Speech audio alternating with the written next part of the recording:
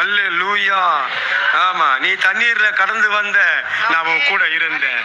ஒரு ஆமென் சொல்லாமா? நீ ஆறுகளை கடந்து வந்த, உன் மீது அது புரளவில்லை, நான் உன்னை பாதுகாத்தேன். நீ அக்கினியில் நடந்து வந்த, அந்த அக்கினி உமல அக்கினி மன உமல வீசவில்லை. ஆனால் சேதம் ஒன்றும் இல்லை அப்பா.